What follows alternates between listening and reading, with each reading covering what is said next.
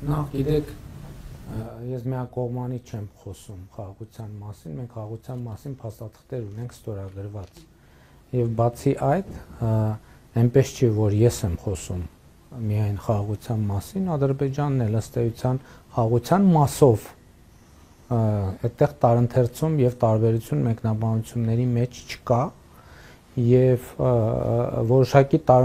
թեմաների հետ կապված եւ ելի ուզում եմ մենք ճիշտ մոտենանք հարցին։ Տեսեք, դուք ասում եք ՄԱԿ-ի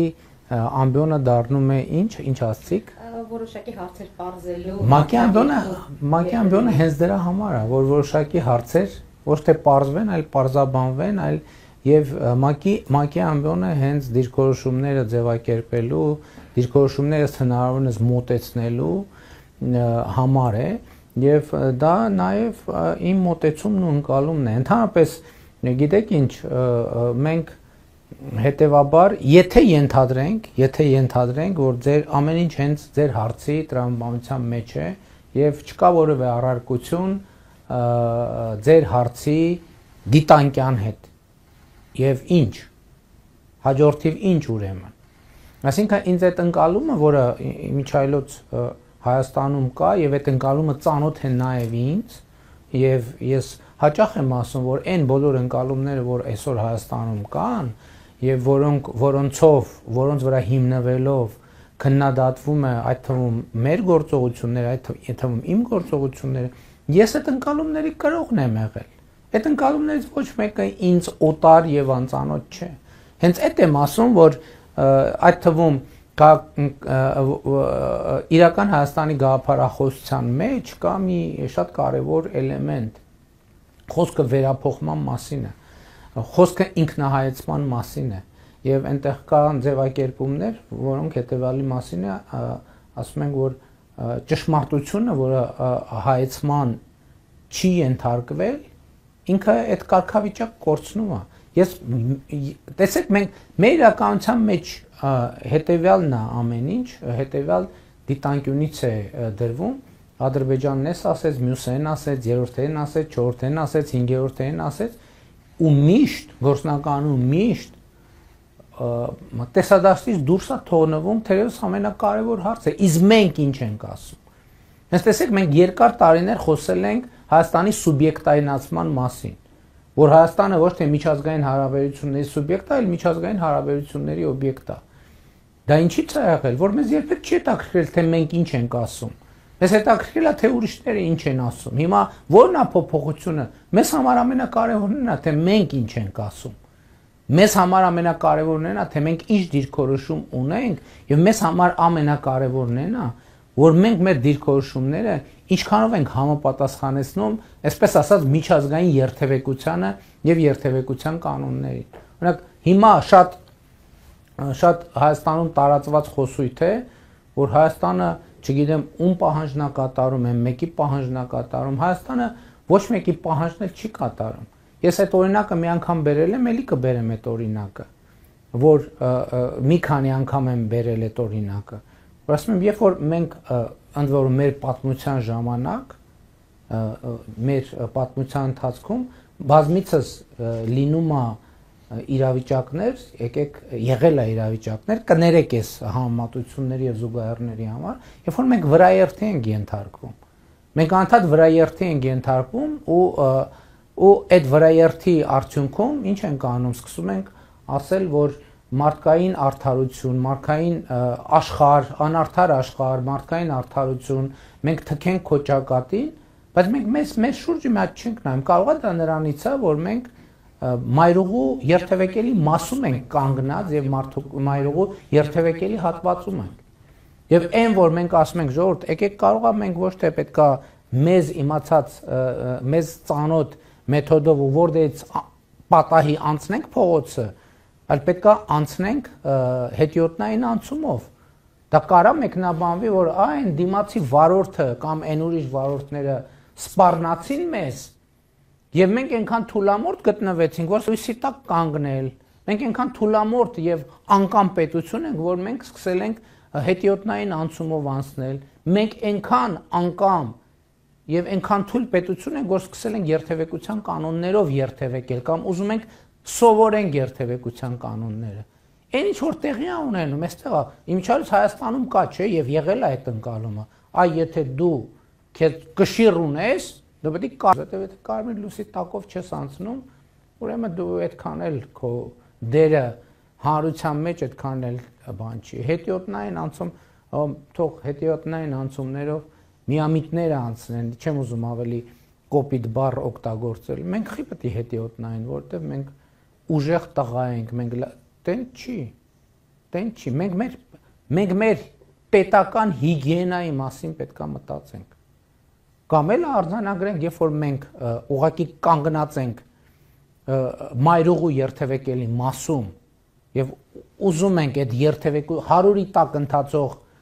ավտոմեքենաների վարորդներին եւ ավտոմեքենաներին բացատրել, թե ինչա պատմական արդարությունը, թե մեր արգումենտները ինչքան ճիշտ են, կներեք, դա ոչ մեկին հետաքրքիր չի, որտեղ իրանք ուզում են A կետից գնալ B կետը, չէ՞։ Մենք էլ որ երթևեկից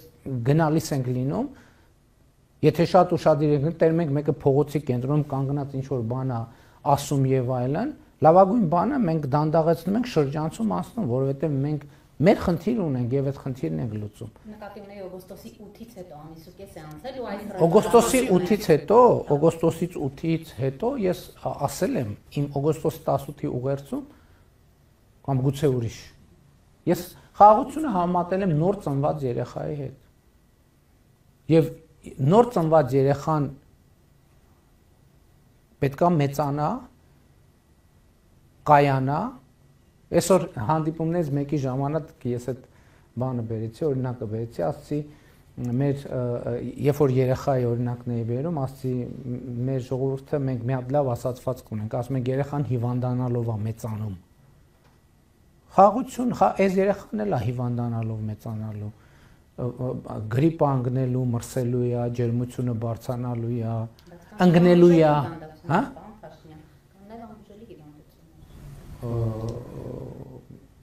Երեխան տեսեք ոչ մի ամբուժելի հիվանդությամբ վարակված չի, ես դες կարող եմ դա վստահեցնել։ Համերեք կներեք, այդ ուրիշ մեր ուրիշ խնդիրներից մենք գիտեք, որ 1000 ներողություն է սա, որ մենք բան ենք անում։ Ես այս վերջերս ասուլիսում Նեսոյի Ղարաբաղնիսի օրինակը ինչի բերեցի, որ դիագնոզը կարևոր չի, մեկը բուժումը նույնն է։ Դոշակները լցնել վրեն ու նստել, որ քրտնի, չէ՞։ Բայց մենք հասկանանք, քրտնելը օգուտ է, թե վնաս է։ Մեր իրականության, գիտեք ինչ, ես այսօր վերջնականապես որոշում եմ կայացրել, հեսա կծիծաղեք կամ կժպտակ, թե ինչ որոշում եմ կայացրել, դուք գիտեք, որ ես բան եմ անում, սաղմոսներ գիտեմ, անգիր սաղմոսներ գիտեմ,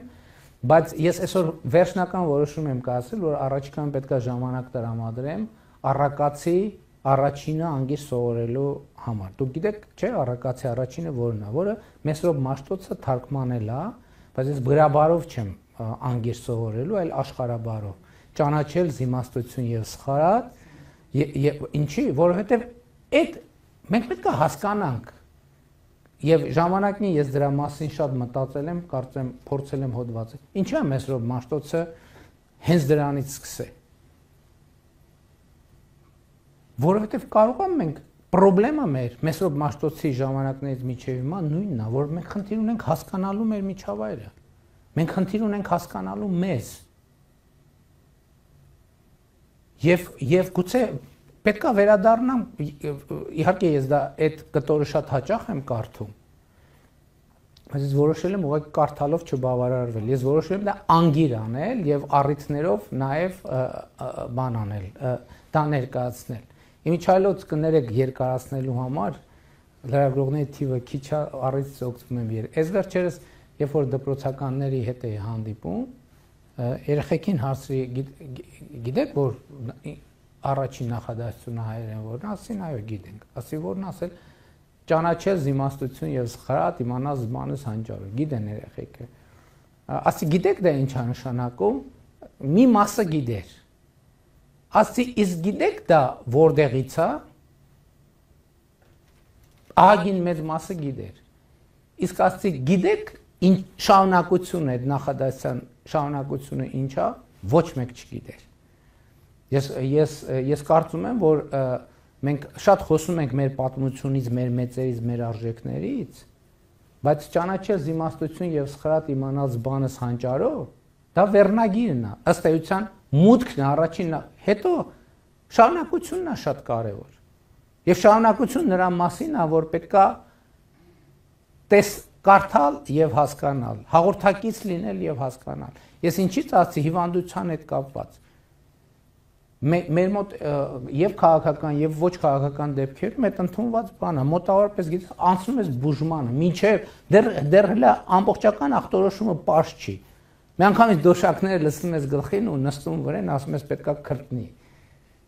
տեն չի շատ ավելի նուրբ է եւ շատ ավելի բան է եւ ես արձանագրում եմ որ մեր խաղաղությունը նոր ծնված այդ մանուկը մի ամիս 20 օրեկան է 21 երևի եւ մենք պետք է հոգ տանենք բայց գիտելիքով գիտակցվածքով հա իմի չայլոց ասեմ նրանք ովքեր տենց խոսում են այս տրամաբանությունից դու նրանք ուզում են որ երեխեն բան լինի ոչ միայն հիվանդանա այլև մահանա տպավորությունն է որ մենք ասում ենք էս ինչ լավ է առիթից օգտվենք քանի որ ուրիշներն են ուզում որ այդ երեխեն մահանա եկեք մենք մեր ձեռով սպանենք այդ երեխուն որովհետեւ Հայաստանում տպավորություն եւ դա կա լիքը մարդ Հայաստանից եւ Հայաստանում եւ Հայաստանից դուրս իրենք շատ ոգևորված են որ ապացուցեն որ սա խաղաղություն չի սա ընդամենը բան փուչ հայտարարություն է ես ասում եմ որ մենք կփորձենք ապացուցել հակառակը եւ թույլ տվեք համոզմունք արտահայտել որ մենք կապացուցենք հակառակը